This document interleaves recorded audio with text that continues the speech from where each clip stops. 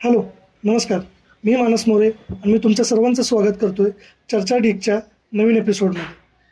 आज आपण एका अशा टॉपिकवर बोलणार आहोत ज्याचा अवेअरनेस आत्ताच चालू झालेला आहे मार्केटमध्ये आणि जी लवकर खूप ग्रो होते आजकाल. एक अशी एनर्जी इंडस्ट्री ज्याला आज गव्हर्नमेंटकडून लोकांकडून अवेअरनेस जनरेट होते आणि एक असं मार्केट ज्यात भरपूर ग्रो होणार आहे म्हणजे सोलार एनर्जी इंडस्ट्री. आणि त्याबद्दल आपल्याला आज आपल्यासोबत बोलायसाठी आहेत प्रणव पटवर्धन. नमस्कार हॅलो, सर. नमस्ते. प्रणव पटवर्धन मागील 7 ते 8 वर्ष झालं या इंडस्ट्रीमध्ये काम करतायत आणि सोलार इंडस्ट्रीबद्दल अवेअरनेसही करतायत मार्केटमध्ये. मग प्रणव, थोडक्यात तुझ्याबद्दल जरा माहिती आपल्या ऑडियन्सला सांग. 2015मध्ये मी MITला होतो इंजिनिअरिंगला. सांगलीमधनं पुण्यात MITला गेलेला मुलगा. रोबोकॉनची कॉम्पिटिशन असते MITला. सो त्यावर्षी नॅशनल पार्टिसिपेशन केलं. इंडिया विनर होतो आपण रोबोकॉनचे. तिथे एक टेक्नॉलॉजीचा खूप मोठा एक टच मिळाला की एक्झॅक्टली सेमीकंडक्टर काय, PCB काय, ह्या सगळ्या गोष्टी. त्यावेळी सोलार इंडस्ट्रीच्या छोट्या छोट्या कॉम्पोनंट्सशी आमचं डेली हे चालायचंच की काहीतरी विकत आणा, काहीतरी प्रोग्रॅमिंग करून आणा, मॅन्युफॅक्चर करा, असेंबल करा. 2015मध्ये नेट मीटरिंगची पॉलिसी आल्यावर एक खूप मोठं वादळ आलं सोलारचं की आपण MSCBला वीज देऊ शकतो, MSCBकडनं त्याचा सेट ऑफ घेऊ शकतो, प्लस मायनस करून लाईट बिल 0 करू शकतो. हा कन्सेप्ट नव्हताच. हा कन्सेप्ट महाराष्ट्रात 10 वर्ष उशिराच आला, पण तो 2015ला आला. तिथून माझी जर्नी चालू झाली की सडनली माझं शिक्षण BE सिव्हिल झालं, कारण माझी बॅकग्राऊंड आहे कन्स्ट्रक्शन इंडस्ट्रीची. तो एक खूप ट्रान्झिशन होता की BE सिव्हिलमधनं मी ऑलरेडी इलेक्ट्रॉनिक्समध्ये काम करत होतो आणि तिथनं सडनली इलेक्ट्रिकल फील्ड एक ओपन झाली की बाबा नाही, हे काहीतरी नवीन आहे, हे काहीतरी वेगळं आहे आणि ही इंडस्ट्री फास्ट पिकअप करणार आहे. तुमचा या व्यवसायातला, या इंडस्ट्रीतला प्रवास सांगावा. तुम्ही म्हणालात तसं मानस, सोलार इंडस्ट्री खूप मोठ्या प्रमाणात आत्ता ग्रो होते. मी गेले 10 वर्ष या पूर्ण सेक्टरशी कनेक्टेड आहे. 2015ला जेव्हा MITमध्ये होतो लास्ट इयरला, त्यावेळी ही नेट मीटरिंग पॉलिसी अनाऊन्स झाली आणि 16मध्ये ती इम्प्लिमेंट झाली. Right at the step of our passing out आम्ही ते एक्सपिरियन्स केलं की हे खूप मोठं वादळ येणार आहे. आणि 2016पासून मग आम्ही 1 वर्ष आधी बघितलं सिस्टीम्स काय आहेत, एक्झॅक्टली डिस्कॉम रिलेटेड गोष्टी लायझनिंगच्या त्या कशा आहेत, इंडस्ट्री काय आहे. आणि मग 2016-17पासून आम्ही काम चालू केलं. 18मध्ये मी माझी स्वतःची कंपनी एस्टॅब्लिश केली, पॉवरनेक्स्ट एनर्जी अँड पॉवर सोल्युशन्स म्हणून. त्यामध्ये आम्ही बेसिकली रूफटॉप सोलार हा मेन डोमेन होताच, त्यासोबत पॉवर सोल्युशन्स पण देतो. म्हणजे लाईट बिल काही न करता कसं वाचवायचं, थोडेफार चेंजेस करून कसं वाचवायचं आणि मग इव्हेंच्युअली तुमची जी काही युनिट वाईज नीड आहे ती कशी भागवायची रूफटॉप सोलारमधनं जनरेशन करून. सो हा कन्सेप्ट थोडक्यात सांगतो की नेट मीटरिंग नावाची पॉलिसी आहे. त्या पॉलिसीमध्ये रूफटॉप सोलारमधनं आपण वीज निर्माण करतो. ती वीज युनिट्समध्ये मोजली जाते, मीटरमध्ये. MSCBचा जो मीटर असतो डिस्कॉमचा, त्या मीटरमधनं ती वीज दिवसा आपल्या आधी घरात कंझ्युम केली जाते व एक्सेस MSCBला दिली जाते. फॉर एक्झाम्पल 100 युनिट आपण जर जनरेट केले आणि त्यातले 50 जर वापरले दिवसा, की काही घरात वॉशिंग मशीन असतं, TV, फ्रीज, फॅन सगळे चालू असतात, ते 50 युनिट बाहेर दिले जातात. हे सगळं मीटर ऑटोमॅटिकली करत असतं व्होल्टेज डिफरन्सवर.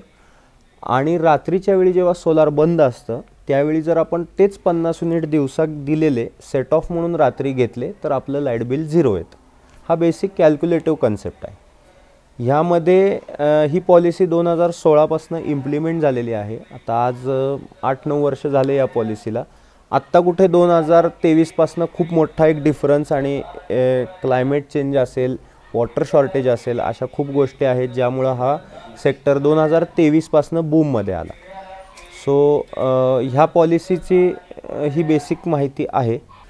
मग सोलारकडे आपण जावं हे कधी वाटलं? कसे चूज केलं? सोलार पॉवर हा कन्सेप्टच खूप वेगळा होता की आपण सूर्याला एक वेगळं स्थान दिलेलं आहे आपल्या दैनंदिन जीवनात सुद्धा. आणि एकंदरीत सगळ्याच गोष्टीमध्ये. सो सोलार पॉवर हार्नेस करणं हा सगळा ऑन पेपर होता. आपण शाळेतसुद्धा शिकलो आहे, सेमी कंडक्टर आम्ही 11वी-12वीतसुद्धा शिकलो आहे. ते मॅन्युफॅक्चरिंग स्केलला अचीव व्हायला आणि त्याचं एक काय म्हणतात त्याचं एक कमर्शियबिलिटी यायला, दॅट वॉज द पॉईंट की 2015-16चा की ह्या इंडस्ट्रीत खूप मोठं मार्केट ओपन झालं. त्याचं मेन कारण होतं ही नेट मीटरिंग पॉलिसी. आणि solar power is free. Basically आपण ऊन खूप आहे म्हणून आपण त्रस्त असतो की ऊन खूप आहे, ऊन वाढतंय, आपल्याला त्रास होतोय. ह्या गोष्टी हार्नेस करून आपण आपले लाईफ इझी करतोय. आज अशा पॉईंटला आपण आहे. पण सांगलीसारख्या जागी हा विचार करणे की आपण सोलार इंडस्ट्री मध्ये उतरू किंवा आपल्या इकडं तो आपण घेऊ, हा रिस्क घेऊ वाटला? ॲब्सोल्युटली. कसं झालं, सोलारमध्ये मॅन्युफॅक्चरिंग, कॉन्ट्रॅक्टिंग, इलेक्ट्रिकल, EPC ह्या गोष्टी होत्या. जेव्हा एक कन्सेप्ट क्लिअर असतो माणसाचा की मला काय करायचं आहे, तेव्हा जागा किंवा तुमचं एक जे पर्व्ह्यू असतं ते सोडून काम करण्याची जी मजा आहे, ती मजा जेव्हा माणसाला येते किंवा ते कळतं की बाबा नाही, we have to break this barrier. आज आपल्या सगळ्यांसाठी नेट मीटरिंग पॉलिसी हे एक बॅरियर होतं. ते बॅरियर क्रॉस करून जेव्हा ही पॉलिसी आली, त्याचप्रमाणे मी असं म्हणीन की एक बॅरियर असतं प्रत्येकाचं की फायनान्शियल बॅरियर असेल की बाबा माझं बॅकग्राऊंड नाही आहे, किंवा लोकेशन बॅरियर असेल की बाबा मी या छोट्या शहरात राहून कसं काम करू. पण ते बॅरियर जेव्हा मेंटली आपण ब्रेक करतो, जेव्हा फिजिकली आपण ब्रेक करतो, त्यावेळी खूप चांगल्या गोष्टी घडतात. माझ्या बाबतीतही असंच झालं. जेव्हा सांगलीत असताना आपल्याला वाटतं की छोटं शहर आहे, खूप लोक ओळखीचे आहेत, खूप गोष्टी इझिली ॲक्सेसेबल असतात, कारण सगळं जवळ असतं, सगळं माहीत असतं. जेव्हा पुण्यात जातो तेव्हा लक्षात येतं की सांगली आणि पुणे हा खूप मोठा स्टेप आहे. त्यामुळे मोठ्या शहरामध्ये जो काही एक फील येतो की नाही बाबा, how we represent our self to others, हा फील जेव्हा येईल त्यावेळी खूप गोष्टी घडल्या. सो पुण्यात गेल्यावर आम्हाला लक्षात आलं की सोर्सिंग कसं करायचं मटेरियलचं, किंवा कॉर्पोरेट लँग्वेज लक्षात आली. सांगलीमध्ये कॉर्पोरेट लँग्वेज ॲब्सोल्युटली नाही आहे. आपले लोक ओळखीचे असतात, क्लायंटनासुद्धा आपण सर काका म्हणतो. पुण्यात तो क्लायंट समोर येतसुद्धा नाही. मेलवर, कोटेशनवर, त्यांच्या परचेस मॅनेजरवर, त्यांच्या डिपार्टमेंट्स ह्यांच्याशीच वाटाघाट होते. सो दॅट प्रोफेशनलिझम मी ते तिथं शिकलो. हा खूप मोठा एक पॉईंट मी सगळ्यांना सांगू इच्छितो की जे सांगलीतून पुण्यात किंवा मुंबईत किंवा ॲब्रॉड कुठेही जाऊन बिझनेस करू इच्छितात, अशा लोकांना मी सांगू इच्छितो की असे छोटे छोटे पॉईंट्स खूप आहेत की जे आपल्या बिझनेसमध्ये, आपल्या ग्रोथमध्ये मॅटर करतात. कारण कसं आहे, आज पण बघायला गेलं की नाही की सोलार एनर्जी हा भरपूर लोकांना अजूनही कन्सेप्ट क्लिअर नाही. लोकांना काय वाटतं की हे फक्त मोठ्या इंडस्ट्रीजचं काम आहे, ह्याला पैसा खूप लागतो, इंडस्ट्रीज काम करते, आणि याला लावायला खर्च खूप आहे. बरोबर. तर हे सांगलीसारखं, मिरजसारख्या एरियामध्ये राहून तुम्ही लोकांना कसं काय सांगितलं याबद्दल?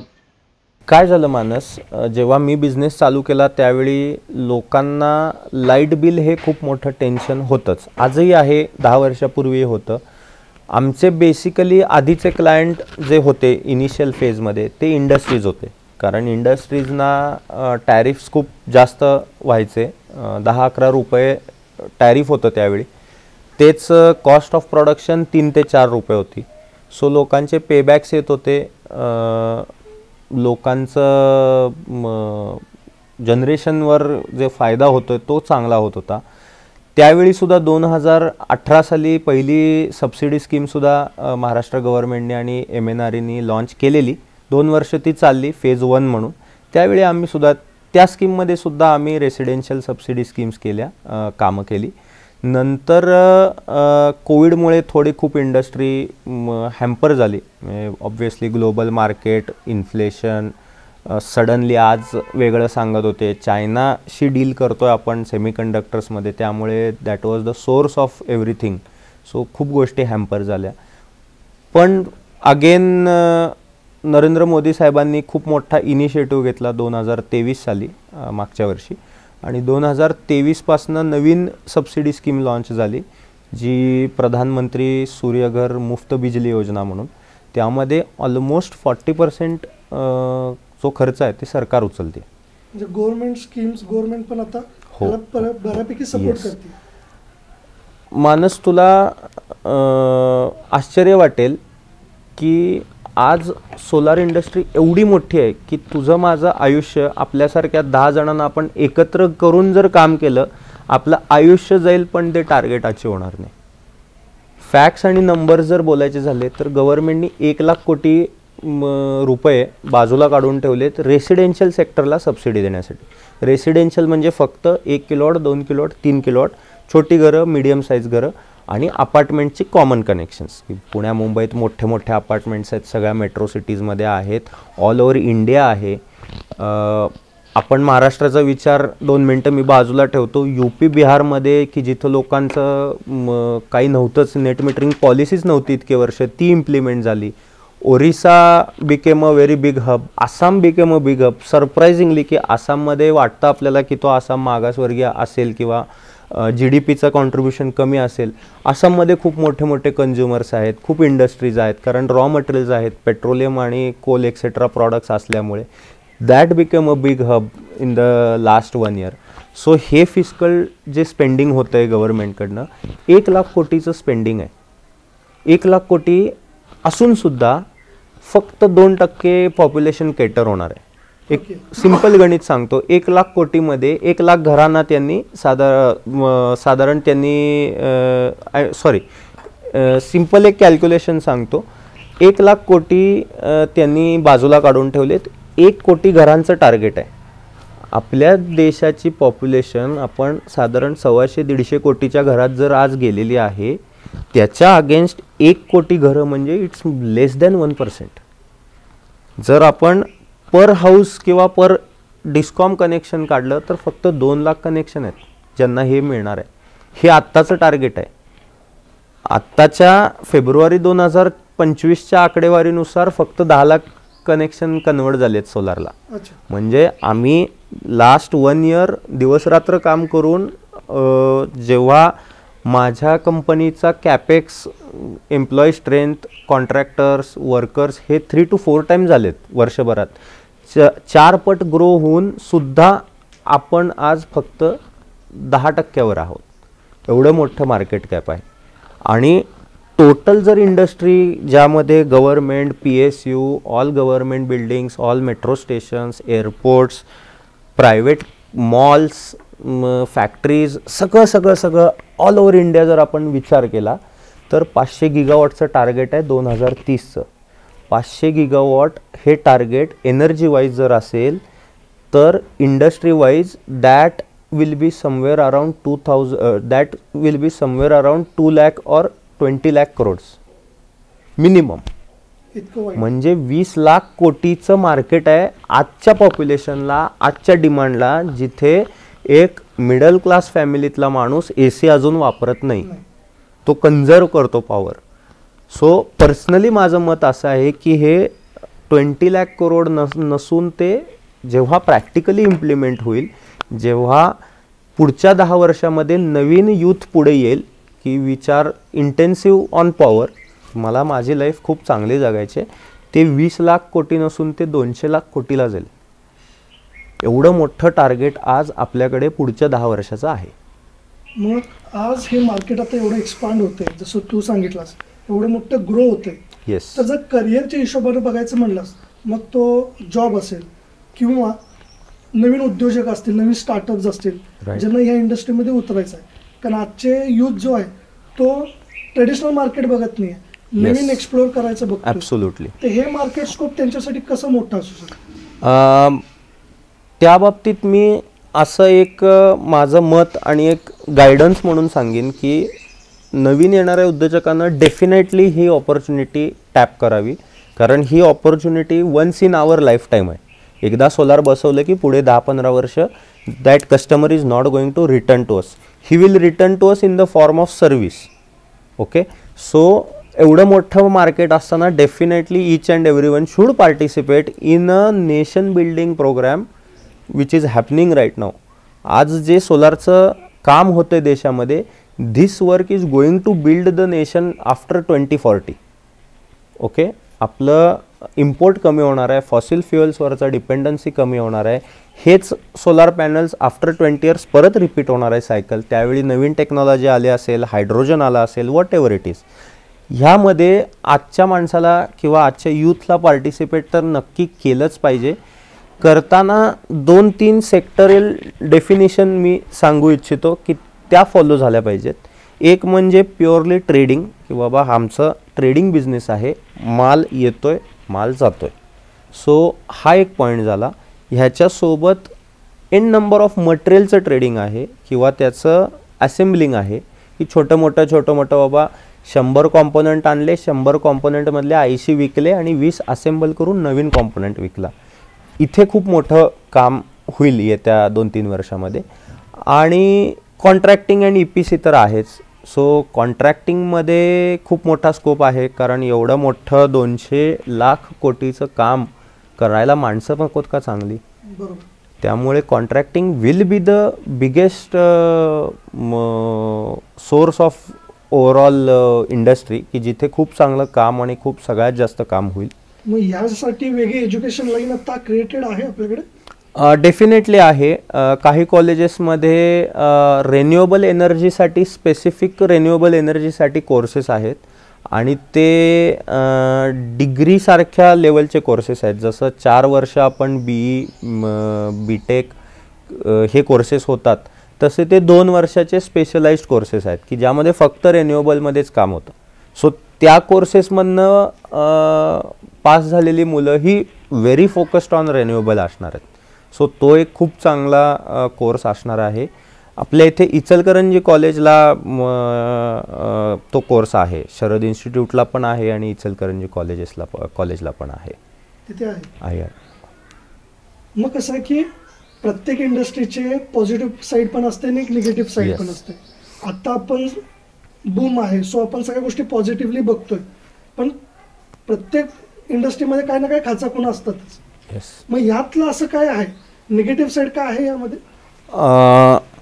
मानस कसं आहे ना, जेव्हा आम्ही काम चालू केलं 2015 ते 18-19 अगदी 4 वर्षाचा काळ आपण एक कन्सिडर करू, खूप गोष्टी ऑफलाईन असायच्या ना. आपल्याकडे नीट व्हॉट्सॲप हे ते वापरायची सवय होती किंवा तसे सॉफ्टवेअर्स नव्हते, CRM नव्हते. डिस्कॉम रिलेटेड एक भीती असायची की MSEDCL म्हणजे एक वेगळ्या प्रकारचं भीती असायची की that is a office or that is a place which we don't want to go.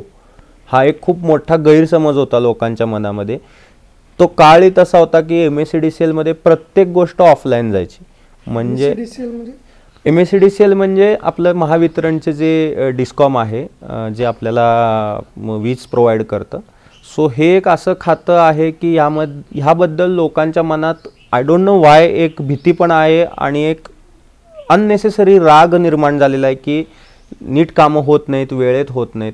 So तो काळी तसा होता की प्रत्येक गोष्टीला कागद द्या, प्रत्येक गोष्टीला पत्र द्या, प्रत्येक गोष्टीला पाठपुरावा करा. ह्या टेबलवरनं त्या टेबल, त्या टेबलवरनं ह्या टेबल, हे खूप व्हायचं जगलिंग. लास्ट 1 इयरमध्ये ह्या सगळ्या गोष्टी बाजूला करून सरकारने आणि MNREनी पूर्णपणे ऑनलाईन सिस्टीम्स घेतलेल्या आहेत. म्हणजे आज आपल्याला तुमचा घरी लाईट ह्या 4 तासात नसणाऱ्या हा मेसेजसुद्धा येतो.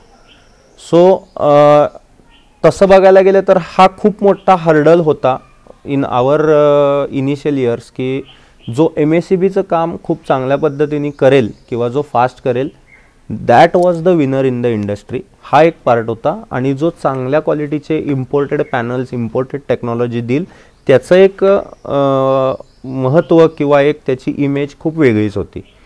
सो आजच्या घडीला ह्या दोन्ही गोष्टी कंबाईन केल्यात सरकारने, की एक तर मेक इन इंडियाला पुश आणला. जे काही सेल्स बनवण्याचं एक हे होतं, सोलारचे सेल बनवणं, भारतात कोणी बनवू शकत नव्हतं. का? कारण चायना. लागेल तसं मागवून घ्या, पॅनल बनवा, बाहेर काढा. आज इंडियामध्ये सोलार सेल बनवणारी इंडस्ट्रीसुद्धा तेवढीच ताकदीने ग्रो होते. 7 मॅन्युफॅक्चरर आहेत, फक्त 7च मॅन्युफॅक्चर आहेत आज सोलार सेल बनवणारे. एवढ्या 200 लाख कोटी वगैरे आपण आकडे म्हणतो, त्यासाठी आज फक्त 7च मॅन्युफॅक्चर आहेत. आता ह्या 7चे 70 व्हायला वेळ लागणार नाही. ह्या वर्षी नेक्स्ट इयर खूप अशा कंपनीज आहेत ज्या स्टार्ट होत आहेत. त्यांनी ऑलरेडी मॅन्युफॅक्चरिंगसाठी DCR सर्टिफिकेशनसाठी अप्लाय केलेलं आहे. ते गोष्टी एकदा स्ट्रीमलाईन झाल्या की चांगला ग्रोथ ह्याला येईल इंडस्ट्रीला. आणि आय फील खूप मोठे मोठे प्लेयर्स आहेत की जे एंटर होत आहेत मार्केटमध्ये.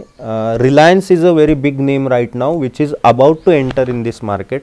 रिलायन्सने 1-2-3 कंपन्या ॲक्वायर केल्या आहेत 2021-22 मध्ये. आणि once Reliance comes it will be a very different story because Reliance हे खूप वेगळ्या दृष्टीने विचार करून ह्या मार्केटमध्ये एंटर होते. मग जर इतके मोठे लोक आज एंटर करणार मार्केटमध्ये तर एक सामान्य व्यक्ती ज्याची इच्छा आहे या मार्केटमध्ये यायची, या इंडस्ट्रीमध्ये यायची का उद्योजकाची, डेफिनेटली मग इतक्या मोठ्या प्लेयरच्या समोर, इतक्या मोठ्या इंडस्ट्रीच्या समोर तो कसा काय स्वतःला स्टँड करू शकेल? कसं आहे ना मानस, मार्केटच एवढं मोठं आहे याची आपण बघितलंच नाही आहे. साधं सिम्पल हे आहे की एक 3 किलोवॉटचं घर ज्याला सिस्टीम कॉस्ट साधारण 2 लाख रुपये येते, हे तुम्ही आपल्या आसपासच्या गल्लीमध्ये जरी बघितलं तरी 2 कोटीचा बिझनेस असाच होतो. तुम्ही नुसती 10 कामं घ्या, तुमचा 2 कोटीचा बिझनेस झाला. आता आपल्या आसपास गल्लीमध्ये 2000 लाईट बिल येणारं, 2500 लाईट बिल येणारी 10 लोकं आपल्याला कशी मिळतात? सो ह्या 10 लोकांच्या बेसिसवर 20 लाखाचा टर्नओव्हर, त्या 20 लाखाच्या टर्नओव्हरवर असेच आपण आसपास जरी तुम्ही 100 कामं केली, 100 कामं 6 महिन्यात कशी होऊ शकतात? काही प्रॉब्लेम नाही आहे आजच्या घडीला. So next 1 year it is absolutely easy to achieve 1 CR 2 CR target of turnover. आणि मोठ्या कंपन्या ज्या आहेत त्या फोकस जास्त मॅन्युफॅक्चरिंगवर आहेत, कारण मॅन्युफॅक्चरिंग बेनिफिट्स आहेत, PLI स्कीम्स आहेत. सो ही लोकं कधीच ग्राउंड लेवलला पेनिट्रेट करू शकणार नाही. Okay, they are service providers. Okay, they are not contractors, they are not engineers. हे लोक ट्रेडिंग करतात, हे लोक मॅन्युफॅक्चर करतात. इंजिनिअरिंग जो कोर आहे कुठल्याही इंडस्ट्रीचा आणि कॉन्ट्रॅक्टिंग जो कोर आहे कुठल्याही इन्स्टॉलेशन वर्कमनशिपचा, हा 2 गोष्टी कधीच बदलणार नाही. कोणी कितीही मोठा माणूस येऊ देत, they will always sublet to local people. आज मी सांगलीत बसून कल्याणमध्ये 70 किलोवॉटचं एक कॉलेजचं काम केलं. मी आज सांगलीत बसून एक गाझियाबादची एन्क्वायरी केटर केली की आमचेच एक असोसिएट आहेत, त्यांना ती फॉरवर्ड केली. So without being there, without going there, I just participated in that work. ही फ्लेक्झिबिलिटीसुद्धा आज डिजिटायझेशनमुळे झालेली आहे. त्यामुळे ह्या गोष्टी, रेफरन्सवर होणाऱ्या गोष्टी, विश्वासानं लोक काम देतात त्या गोष्टी, आणि एक इमेज किंवा कामाकडे असलेलं डिसिप्लिन आणि कामाकडे बघण्याचा आणि ते काम करण्याचा जो एक दृष्टिकोन आहे, हा दृष्टिकोन जर आपण डेव्हलप केला प्रॉपरली तर आज कोणीही कुठलाही मोठा प्लेयर येऊ देत, no one can come across us की ही कंपनी असताना तुम्हाला का काम देऊ. कसं आहे की प्रत्येकाच्या जर्नीमध्ये, आता तू जसं सांगितलंस की तू सांगलीत बसून out of the Sangli, out of Maharashtra पण आज तू काम करतोस. येस, तर प्रत्येकाच्या जर्नीमधला एक असा गोष्ट असते, एक असा डाऊनफॉल असतो, तो तुला तो कुठे ना कुठे तो हलवतोच. ॲब्सोल्युटली. तर तुझ्या जर्नीमध्ये असा कुठे एक डाऊनफॉल होता का?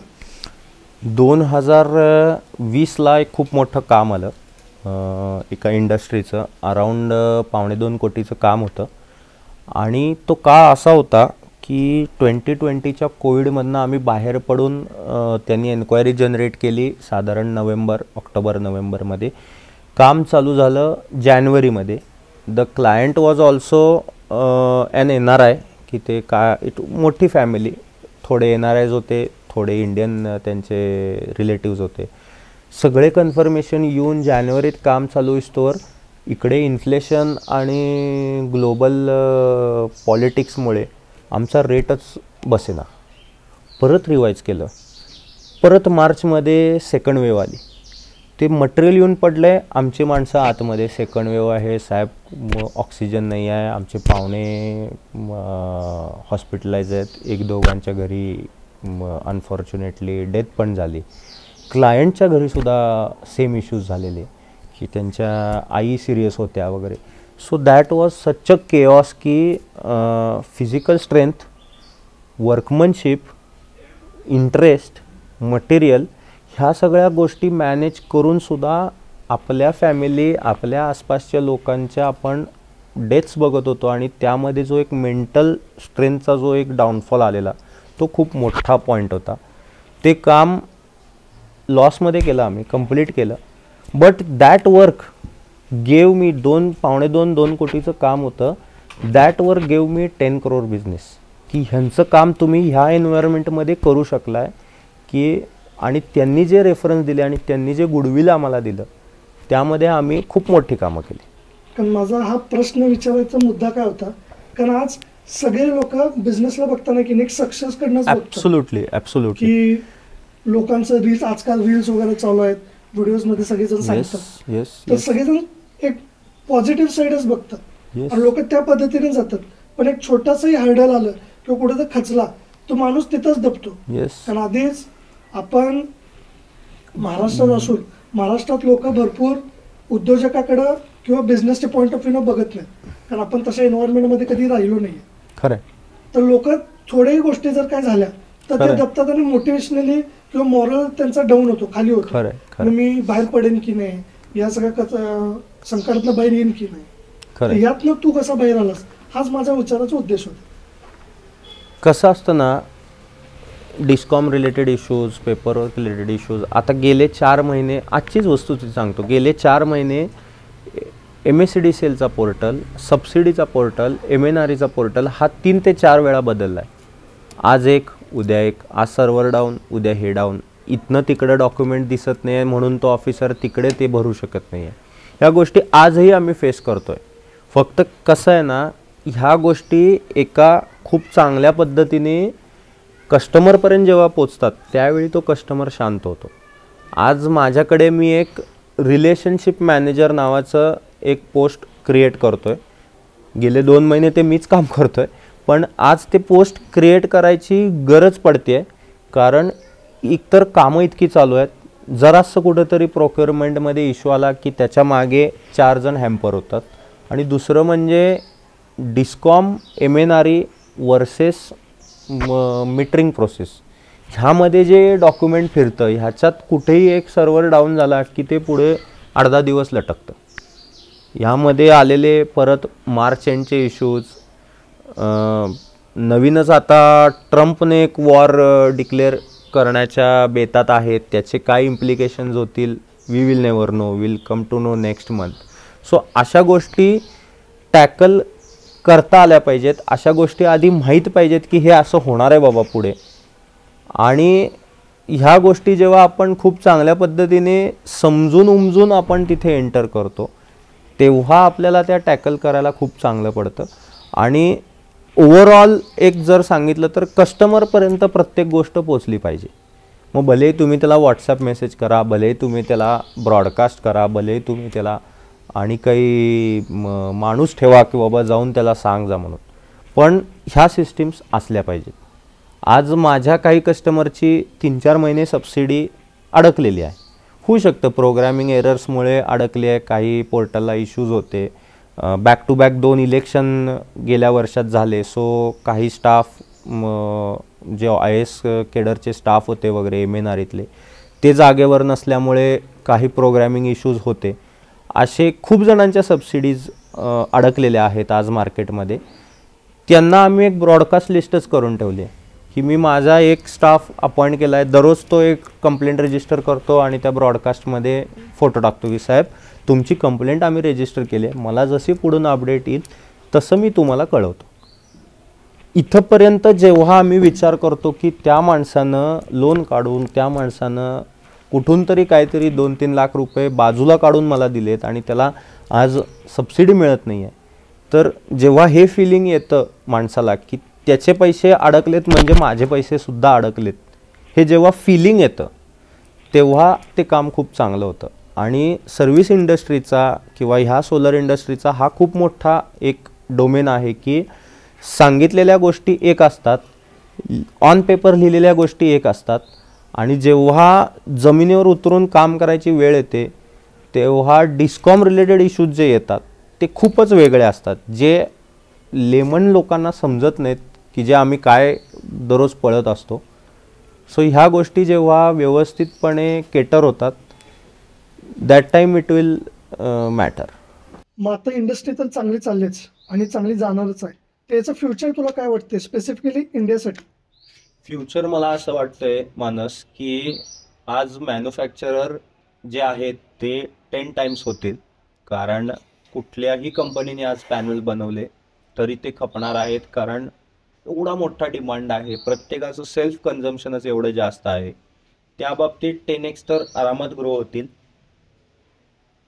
जेवढे काही आत्ता EPC प्लेयर्स आहेत किंवा जे काही कॉन्ट्रॅक्टर्स म्हणून काम करत आहेत ते 100 पट ग्रो व्हायला पाहिजेत, कारण ते जेव्हा ग्रो होतील तेव्हाच नवीन कामं ॲब्झॉर्ब होतील आणि the speed of work will increase, असं एक हे राहील.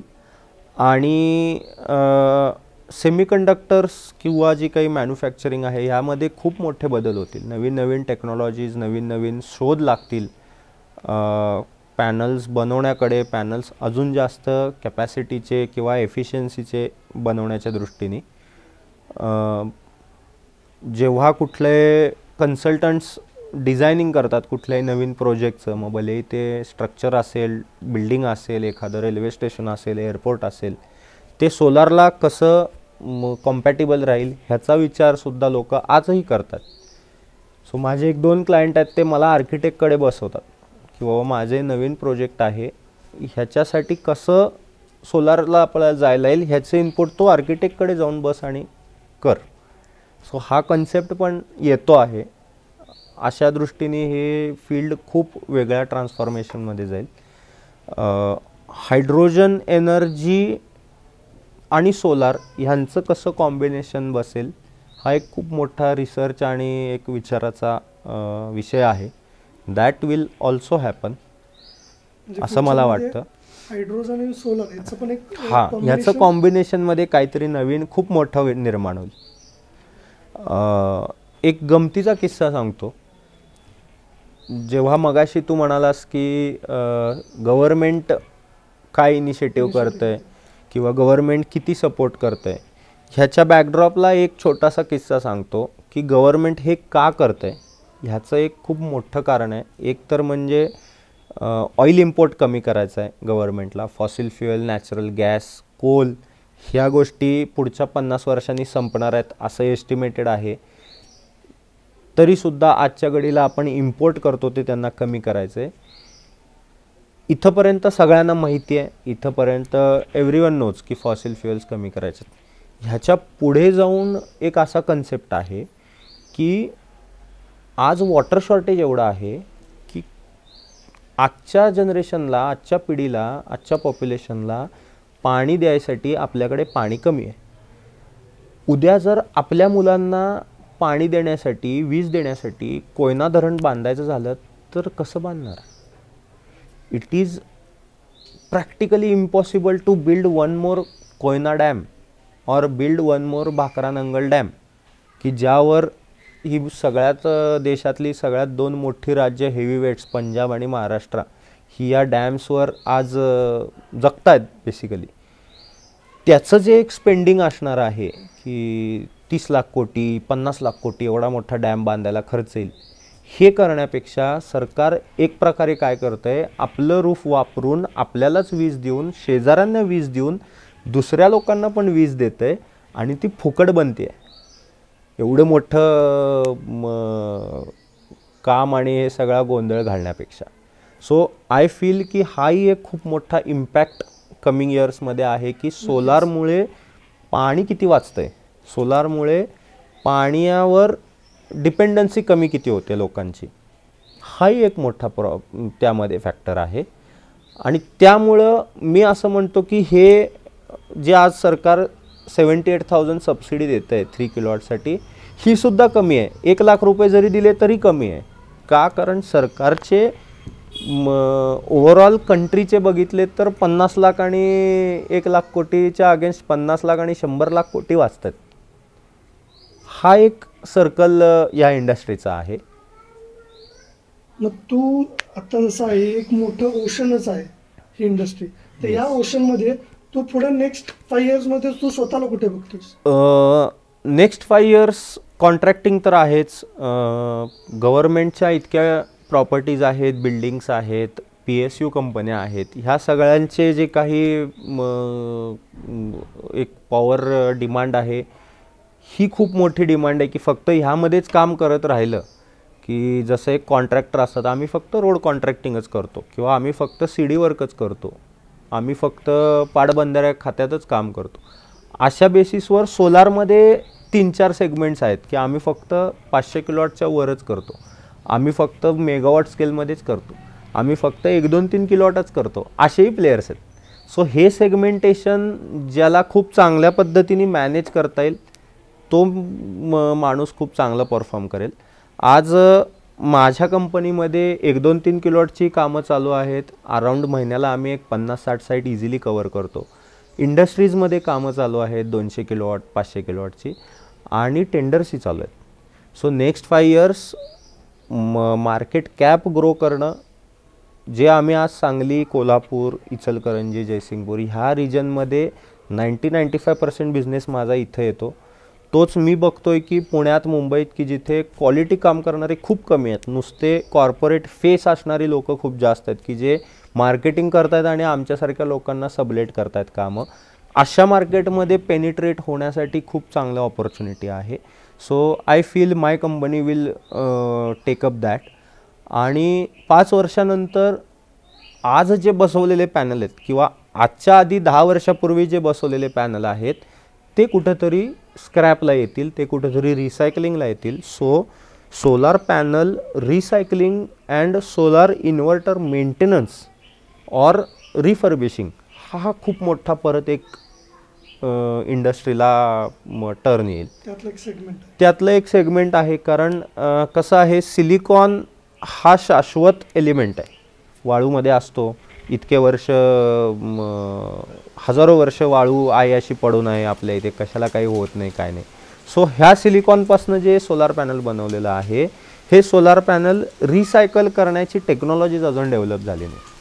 ही जेव्हा टेक्नॉलॉजी डेव्हलप होईल किंवा त्याचं काय करायचं हे कळण्यासाठी ॲटलिस्ट एक मिनी इंडस्ट्री म्हणा किंवा एक 5-10 वर्षाचा सेगमेंट येईल की जिथे जुने पॅनल स्क्रॅप करून त्यामध्ये aluminium, silver, cadmium, chromium, copper ह्या सगळ्या गोष्टी सिंथेसाइज होतील आणि त्या सिलिकॉन जे साचेल त्याचं काय करायचं, मग ती इंडस्ट्री डेव्हलप होईल.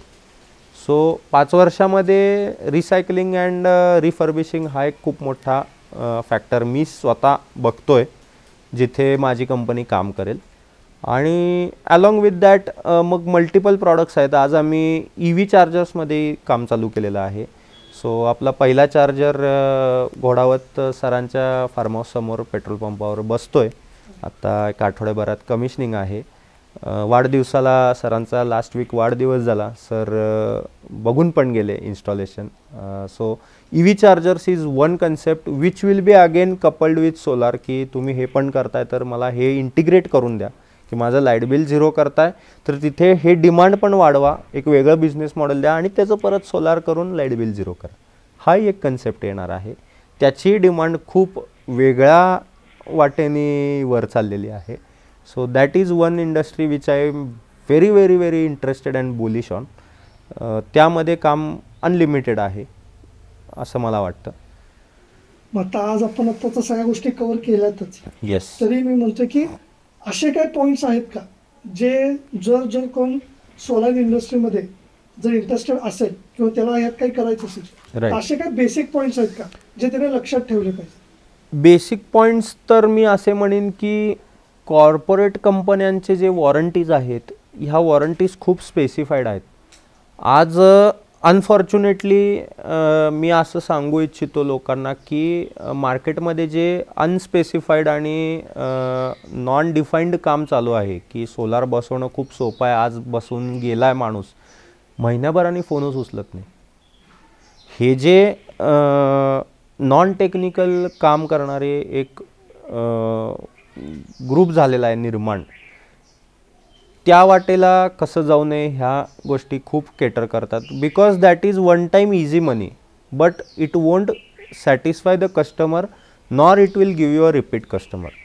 ते खूप छोट्या काळासाठी तुम्हाला प्रॉफिट देऊन आनंद देईल की नाही बाबा मी एवढं काम एवढं फास्ट केलं, एवढ्या पटकन एवढ्या स्वस्तात केलं. कारण अशी कंडिशन आहे की मॅन्युफॅक्चरर जेव्हा वॉरंटी देतो तेव्हा त्याचं स्ट्रक्चर कसं असलं पाहिजे हे सुद्धा स्टिप्युलेटेड असतं, स्पेसिफाईड असतं. पण अनफॉर्च्युनेटली आज एक 40 to 60% आय फील की मार्केटमध्ये स्ट्रक्चर जे आहे सोलर माउंटिंग स्ट्रक्चर हे खूप नॉन डिफाईंड आणि मनात येईल तसं लोक करत आहेत. कारण लोकांना उरकापट्टी करायची आहे अशी एक चुकीचं वळण लागलं आहे लोकांना. सो ते बदललं पाहिजे. नवीन उद्योजकांनी इंजिनिअरिंग ह्यावर खूप चांगला फोकस ठेवला पाहिजे. कारण जेव्हा तुमचं इंजिनिअरिंग स्ट्रॉंग असतं तेव्हा बाकी सगळ्या गोष्टी क्लिअर राहतात, जेव्हा कन्सेप्टच क्लिअर पाहिजे. सो हे मी लोकांना सांगू इच्छितो. रेटमध्ये अडकून राहणं एकतर, कारण नेक्स्ट 1 year मार्केट खूप वॉलेटाईल राहणार आहे. ग्लोबली टर्मॉईल आहे, ट्रेड वॉर चालू आहे, डॉलर अपडाऊन होतं आहे. लास्ट 1 yearमध्ये 25% पॅनलचे रेट वाढलेले आहेत. आपण म्हणतो आहे पुश आहे, फिस्कल स्पेंडिंग आहे, सबसिडी आहे, सगळं आहे.